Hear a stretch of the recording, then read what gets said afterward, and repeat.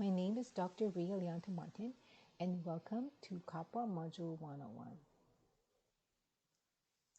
It was 2012 when I moved from the Philippines to Seattle, Washington to pioneer a campus ministry with Every Nation Church, Seattle.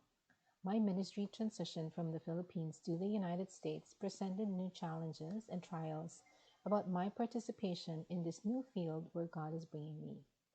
I remember one time while I was building my partnership team, a potential financial partner once said, "Why are you coming to the United States to become a campus missionary here?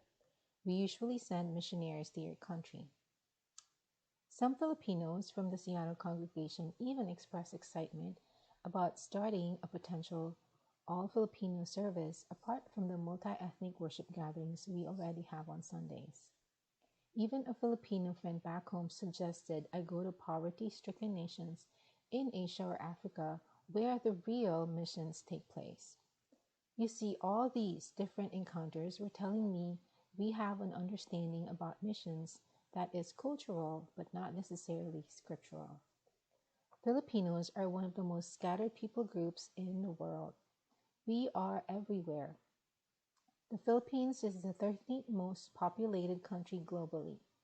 With a total population of 109 million, approximately 10 million Filipinos are scattered abroad, most of them residing in the United States. More than 80% of the population has religious affiliation of either Catholicism or Protestantism.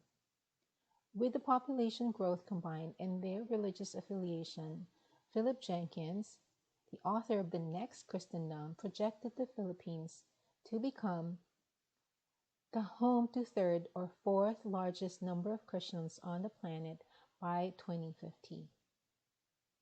In the opening chapter of his book, Jenkins states, "We are currently living through one of the transforming moments in the history of religion worldwide.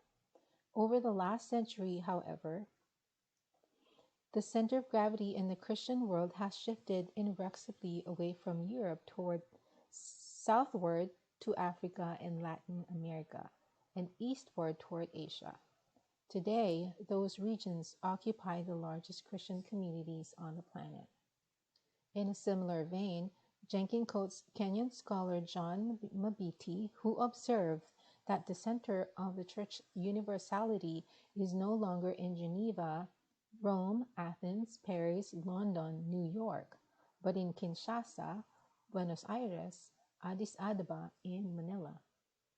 Mark Knoll shares the same observation on an unprecedented geographical redistribution of the Christian church over the last 50 years, mostly due to the evangelism growth in Asia, Africa, Latin America, and the islands of the South Pacific.